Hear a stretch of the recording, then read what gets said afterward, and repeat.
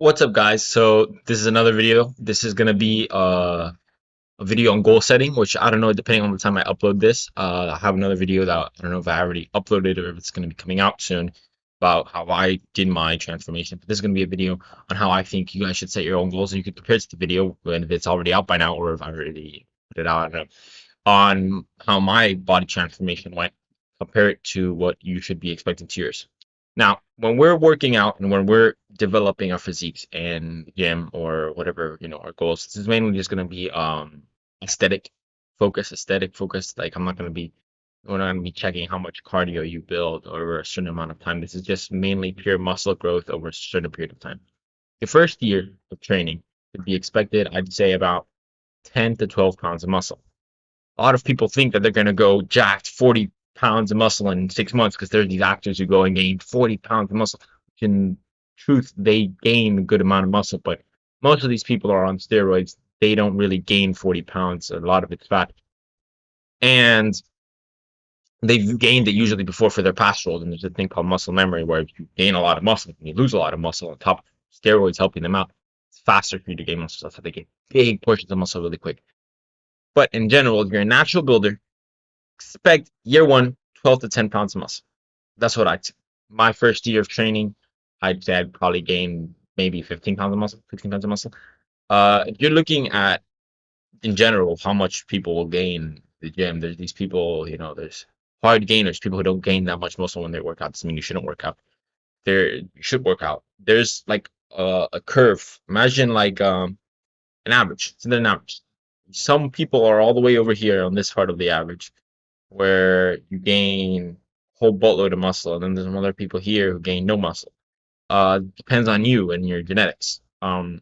Most people in general will be somewhere in the middle. That's why I'm saying 10 to 12 pounds of muscle. I'm gonna say slightly above average. I'd say I don't want to, sound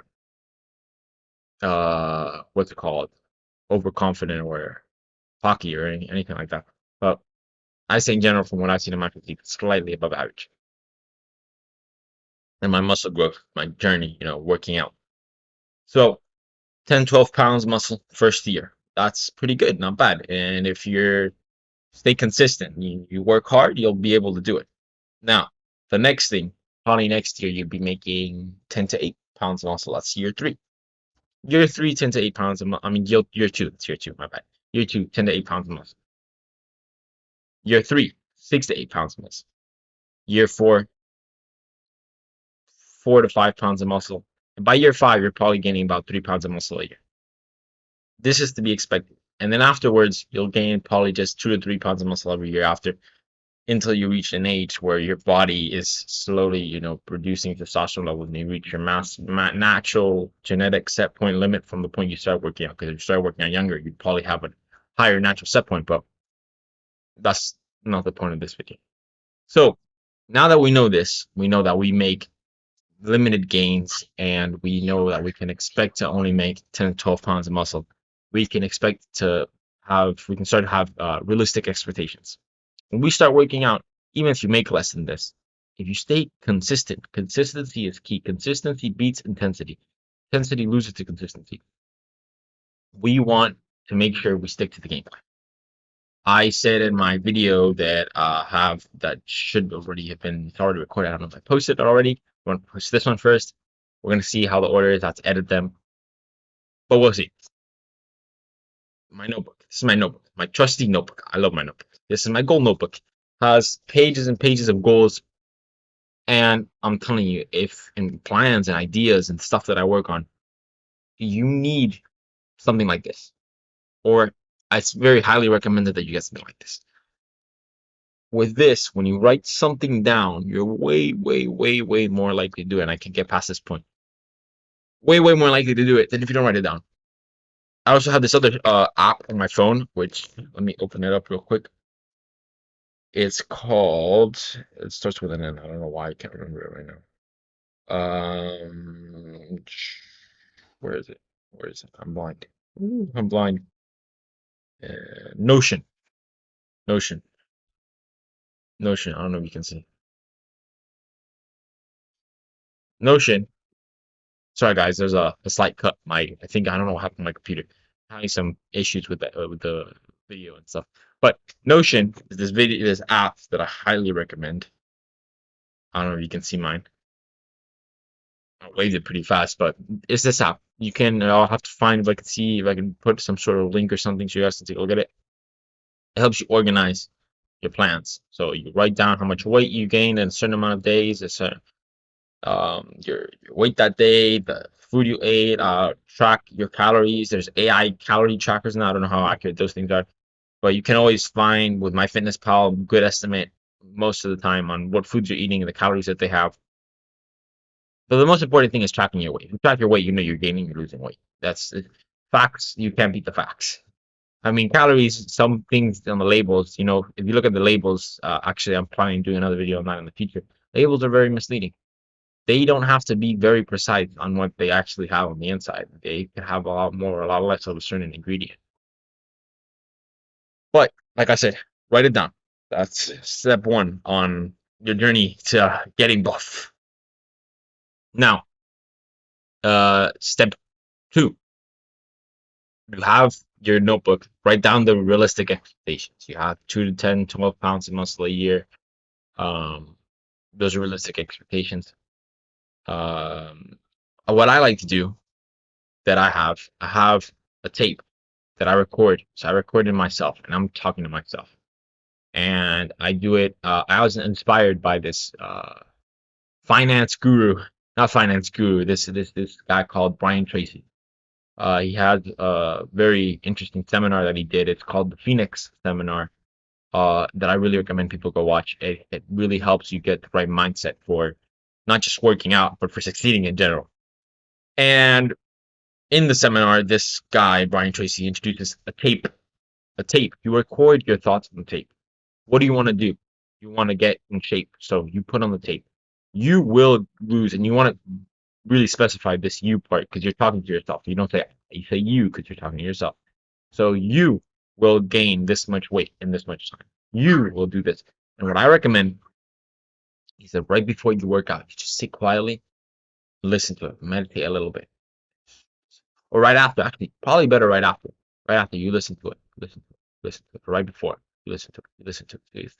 And it's like it could be a 5 minute tape and it's just you telling yourself all the things that you are gonna do. Because if you tell yourself that, then it's another level of putting yourself accountable. You went through the effort of recording this tape, of playing this tape, of listening to yourself, to then work harder and you're more motivated. Another thing that I recommend that I've done myself is post your goals online.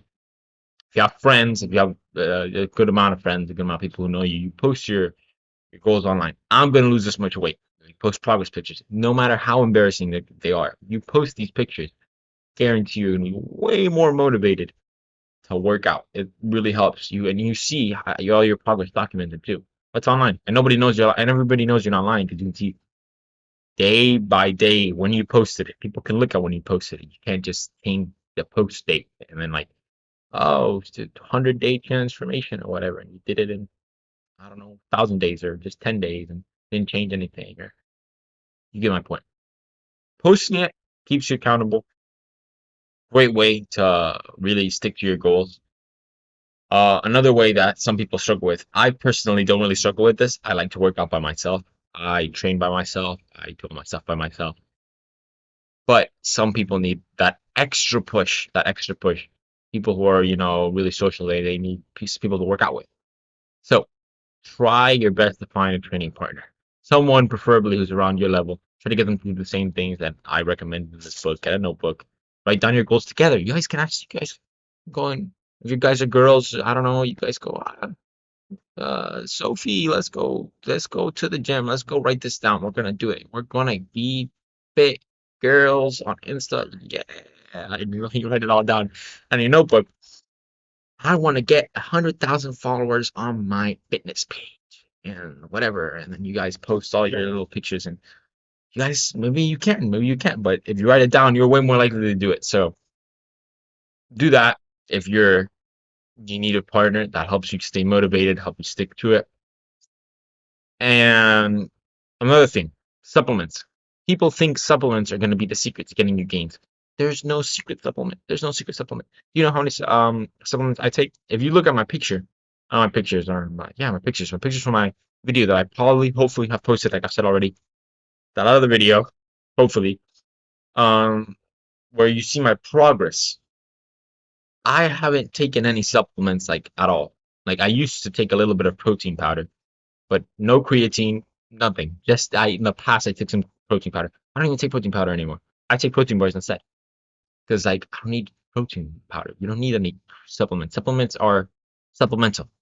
And I think I said this too in my first video ever. They're supplemental. You don't need them. If you stick to game plan, you work hard and you train, you'll look great no matter what. Like I mean, but well, at least better than you look right now. It's like you compare the average. Say I'm average. I'm 50%, 50 percentile. You could be then in the 10 percentile. If you stick to it, you train consistently just for a year, 1 year. Eat well, train consistently, you'll be way above the 50 percentile because nobody else is doing it. Right now, it's easier than ever to get ahead of everyone else because nobody else is doing it. Most people you see don't work out. Most people you see don't eat well. So it's super easy for you to get ahead. That's why I really recommend this. Not that hard. Just stick to the game plan. Write it down. Um, you can't go into a gym without any sort of game plan. And like I said, um, supplements, they don't really do any crazy gains. I'd say at most, the only supplements I'd recommend, if you're looking for any supplement recommendations, I'd say protein powder is good. If you're lacking in protein, you're not getting enough. Usually for bigger people, smaller people like me, we don't need that much protein powder because like we get most of it from our food. So protein powder, creatine, creatine's good.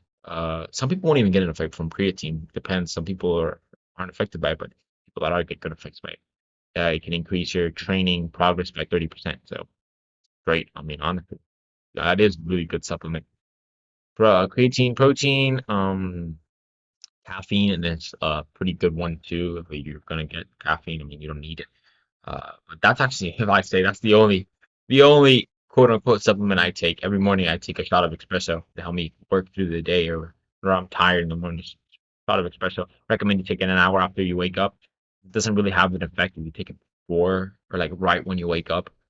You need to wait an hour for your body, the neurochemicals start working their mind. I mean, I don't have time to explain it, but the point is, if you don't take it, you have to wait an hour to take it so it gets more works better. Trust me. Wait an hour, wake up, take the caffeine, you'll feel much better. I read this from Andrew Huberman. I read it on. He had this book that he wrote. He's a very very good guy. Recommend you watch him too. Andrew Huberman. He also has a podcast. I listen to his podcast. If I don't have time to listen to an audiobook or something, a podcast good. So now we have our goals. We have a good frame of mind. We know what we're doing. That's pretty much it, if I'm being honest. Uh, Thanks for watching, guys. That's the video for today, I guess. Today might sound like it's kind of similar to the video that I recorded already before. That's either gonna be uploaded tomorrow or today or the day before. I don't remember. But it's supposed to be more oriented to you instead of oriented to me, so you guys can get an idea of what you guys could expect. Because I'm not the same as everybody else. Everybody else has a different body, different expectations, and you orient your goals to your expectations. And also one more thing, if you guys haven't watched my first video that I uploaded, or the other video I uploaded, another video, I think it was a diet video. Calories in, calories out. Whenever you're losing weight or whenever you're gaining weight, calories are the end all be all. Always track your calories. If you're gaining weight, because you eat too many calories. If you're losing weight, too little calories. There's no condition that's well, very few conditions. Almost 0% of people that don't, the calories that they eat don't affect them the same way as it affects everybody else. The law of thermodynamics, as Coach Greg, one of the YouTubers I like to watch, says. So I really, really, really recommend you focus on the calories whenever you're eating food for your goals. Well, that's the end of the video for today, guys. I hope you enjoyed watching. I hope you learned something new. If you want to know anything else, if you want any advice, you guys can even write me comments. I'll answer. I'll give some free advice. Let me know any new ideas for new videos to record. Well, that's about it for today, guys. Thank you so much for watching, and I'll see you in the next video. Bye-bye.